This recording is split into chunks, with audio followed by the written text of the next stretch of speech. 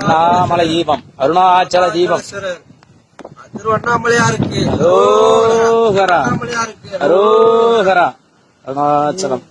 அண்ணாமலையே வாழ்க, அருணாச்சலமே போற்றி, அண்ணாமலையே போற்றி, அருணாச்சலம் ஏரியே போற்றி, போற்றி தீபச்சுடரே போற்றி, திருவண்ணாமலையே போற்றி, நாட்டவர்க்கும் அருளும் இறைவா போற்றி போற்றி.